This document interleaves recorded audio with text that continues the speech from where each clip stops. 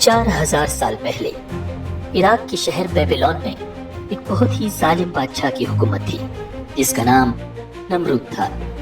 नमरूद खुद को खुदा समझता था और लोगों से अपनी इबादत करवाता था।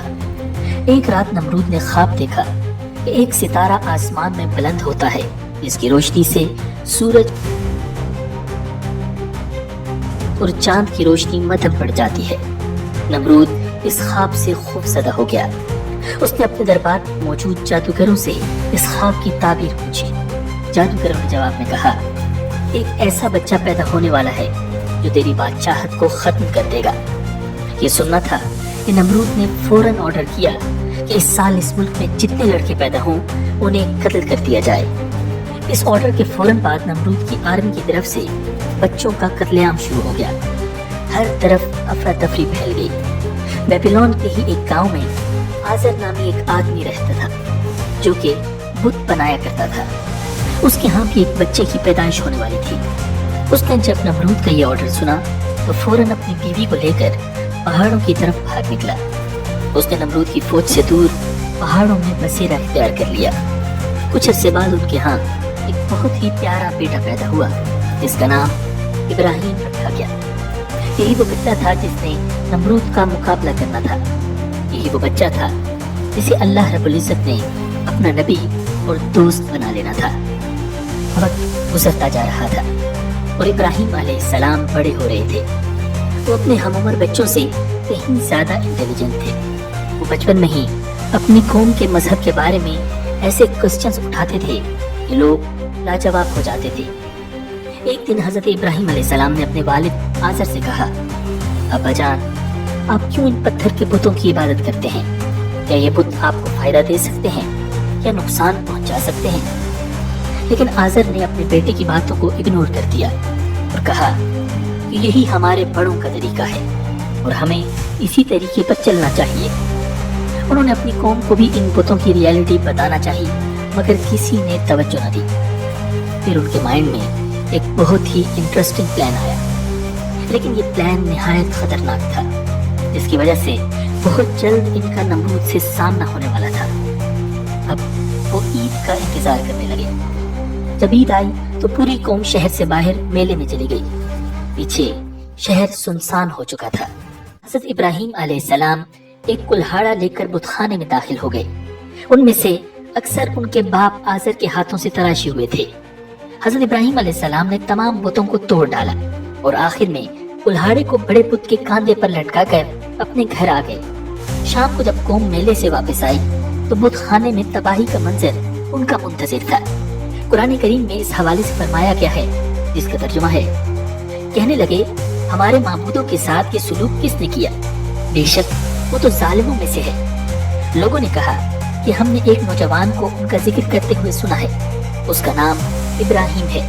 वो बोले कि उसे लोगों के सामने लाओ ताकि वो गवाह रहे। जब इब्राहिम अलैहिस्सलाम आए तो इन्होंने कहा कि क्या हमारे माबूदों के साथ ये काम तुमने किया है? इब्राहिम अलैहिस्सलाम ने कहा, ये काम उस बड़े बुत ने किया होगा।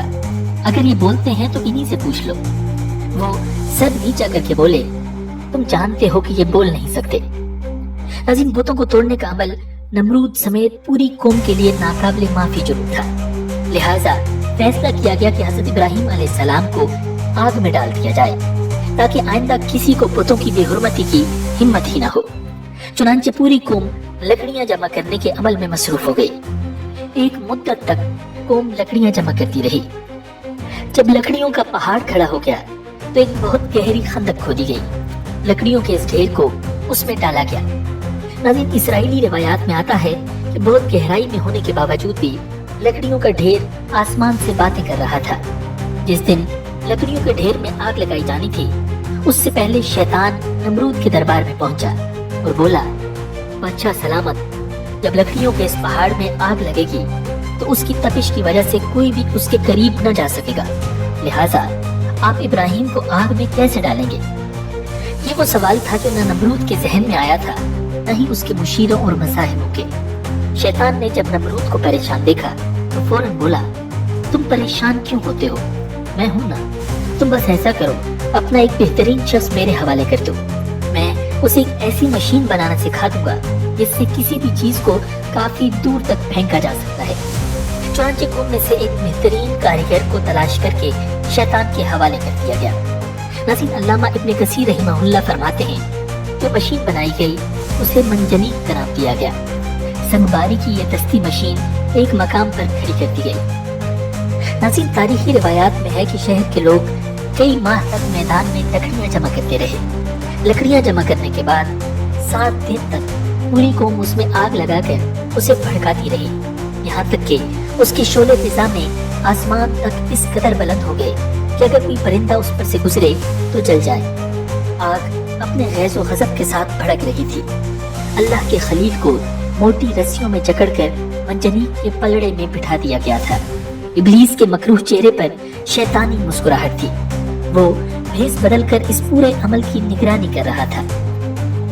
جس وقت پیغمبر خدا منجنیق کے ذریعے آگ کے اس خوفناک سمندر میں ڈالے جانے والے تھے، اس وقت ملائکہ سمیت زمین و آسمان کی سب مخلوقات چیخ اٹھی کہ یا رب، تیرے خلیل پر کیا قیامت گزر رہی ہے۔ رب تعالیٰ نے فرمایا، جاؤ، اگر مدد کر سکتے ہو تو کرو۔ فرشتوں نے مدد کرنے کے لیے حضرت ابراہیم علیہ السلام سے اجازت چاہی تو آپ علیہ السلام نے فرمایا، میرے لیے میرا اللہ کافی ہے، وہ میرا حال دیکھ رہا ہے۔ جبریل امین علیہ السلام نے عرض کیا، آپ کو مجھ سے کسی قسم کی مدد کی حاجت ہے تو حکم کریں، میں حاضر ہوں۔ فرمایا، حاجت تو ہے مگر آپ کی طرف سے نہیں بلکہ اپنے رب کی طرف سے۔ ناظرین، امام بخاری نے حضرت ابن عباس رضی اللہ تعالی عنہ سے روایت کی ہے کہ جب حضرت ابراہیم علیہ السلام کو آگ میں پھینکا گیا تو انہوں نے کہا، حسبنا اللہ و نعم الوکیل، جس کا ترجمہ ہے ہمیں اللہ ہی کافی ہے اور وہ بہترین کارساز ہے۔ حضرت ابو ہریرہ رضی اللہ تعالی عنہ سے مروی ہے کہ نبی اکرم صلی اللہ علیہ وسلم نے فرمایا، جب حضرت ابراہیم علیہ السلام کو آگ میں ڈالا گیا تو انہوں نے کہا، اے میرے اللہ، تو آسمان میں تنہا ہے اور زمین میں تیری عبادت کرنے والا تنہا ہے۔ ناظرین، جو ہی حضرت ابراہیم علیہ السلام کو آگ میں پھینکا گیا، اللہ رب العزت فرماتے ہیں، اور ہم نے حکم دیا، اے آگ ٹھنڈی پڑ جا اور ابراہیم کے لیے سلامتی والی بن جا۔ اور پھر اللہ رب العزت کے حکم سے انتہائی ناقابل یقین معجزہ رونما ہوا اور ابراہیم علیہ السلام کو اس آگ نے بال برابر بھی نقصان نہیں پہنچایا۔ ناظرین، روایات میں آتا ہے کہ حضرت ابراہیم علیہ السلام اس آگ میں 40 یا 50 دن ٹھہرے۔ ناظرین، آگ میں ڈالے جانے کے بعد حضرت ابراہیم علیہ السلام نے بابل سے ہجرت کا ارادہ فرمایا اور پھر ایک دن اپنے اہل خانہ کے ساتھ حران نامی علاقے میں ہجرت کر گئے۔ حضرت ابراہیم علیہ السلام نے بابل ہی میں اپنے چچا کی بیٹی حضرت سارہ سے شادی کر لی تھی۔ پھر اللہ تعالیٰ نے آپ کو بیت المقدس جانے کا حکم فرمایا۔ اس وقت آپ کی عمر مبارک 75 سال تھی۔ بیت المقدس میں کچھ عرصہ قیام کے بعد آپ مصر ہجرت کر گئے۔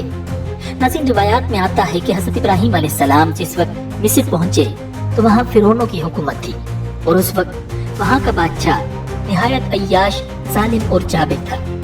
کسی نے بادشاہ کو بتایا کہ ہمارے شہر میں ایک پردیسی آیا ہے جس کے ساتھ ایک حسین و جمیل عورت بھی ہے۔ فرعون نے یہ سن کر فوری طور پر حضرت ابراہیم علیہ السلام کو دربار میں طلب کیا اور حضرت سارہ کے بارے میں سوال و جواب کیے۔ حضرت سارہ اللہ رب العزت کی برگزیدہ بندی تھی اور انہیں اپنے اللہ پر بڑا یقین تھا۔ چنانچہ وہ طلب کرنے پر بادشاہ کے پاس تشریف لے گئی۔ بادشاہ نے جب انہیں دیکھا تو خود پر قابو نہ رکھ سکا اور پورے ارادے سے انہیں پکڑنے کے لیے آگے بڑھا۔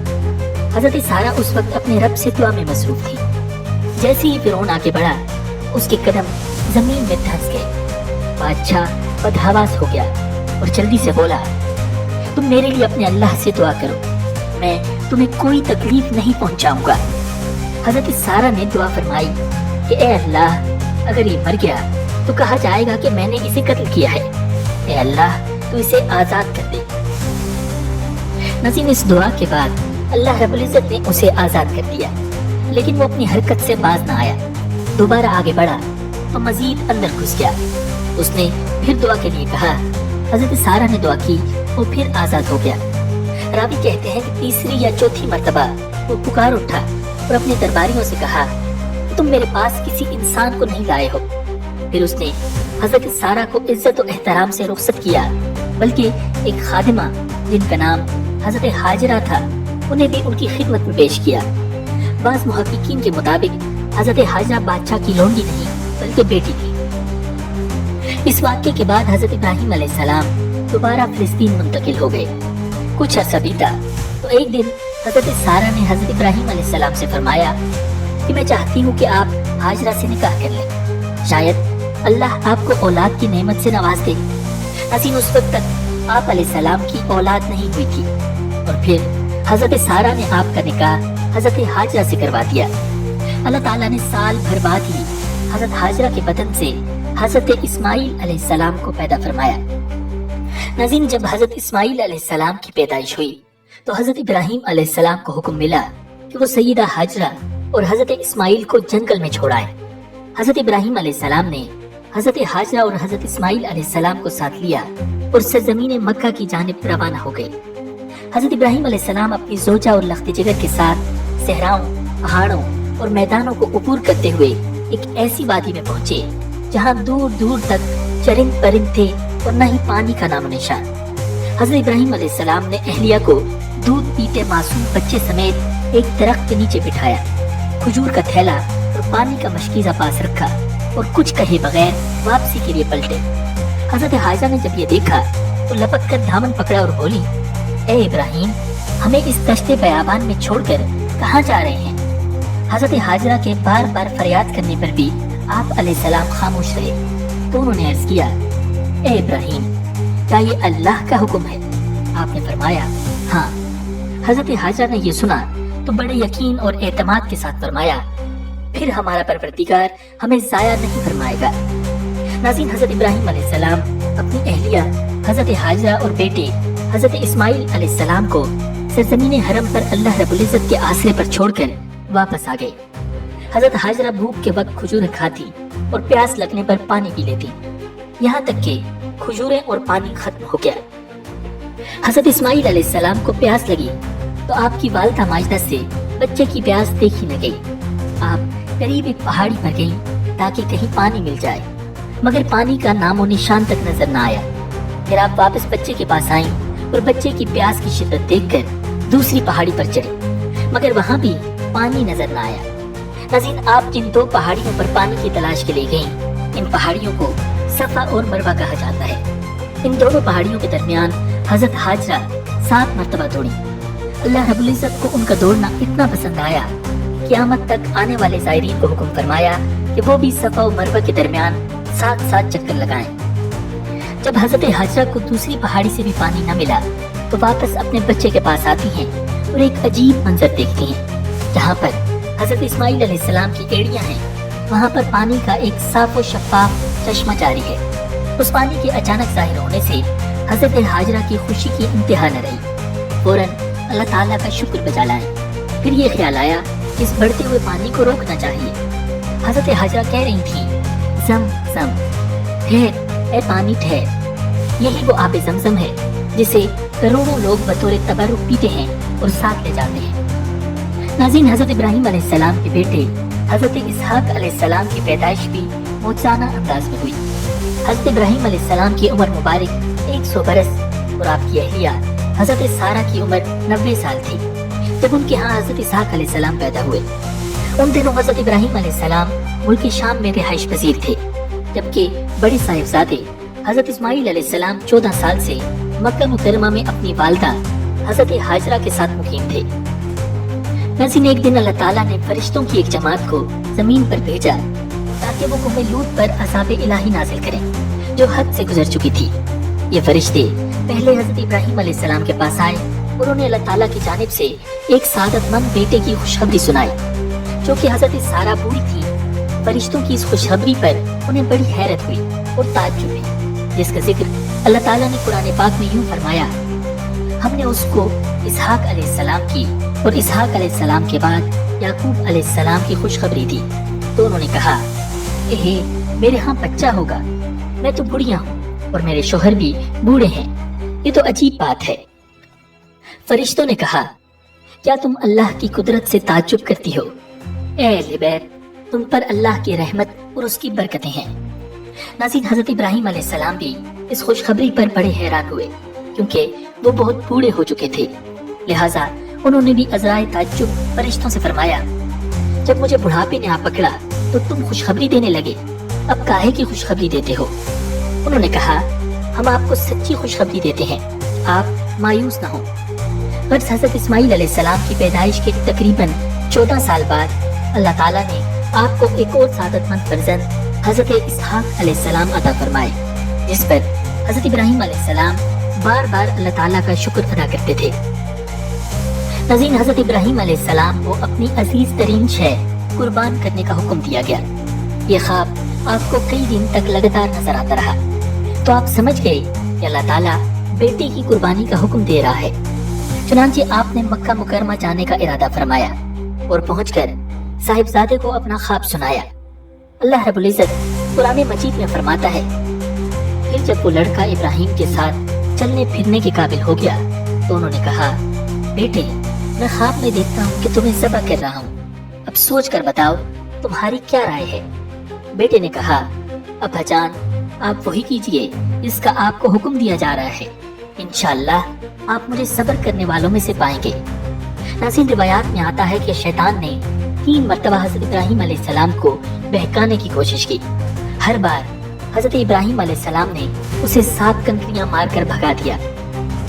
आज तक मिना के 3 जमरात पर इसी महबूब अमल की याद कंकरियां मारकर मनाई जाती है।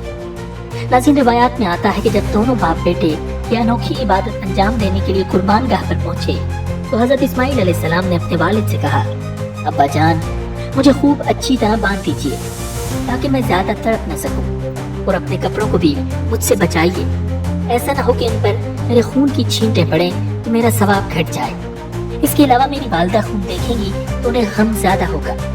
और अपनी छुरी को भी तेज कर लीजिए और उसे मेरे हलक पर जरा जल्दी जल्दी फेरिएगा ताकि आसानी से मेरा दम निकल सके, क्योंकि मौत बड़ी सख्त चीज है।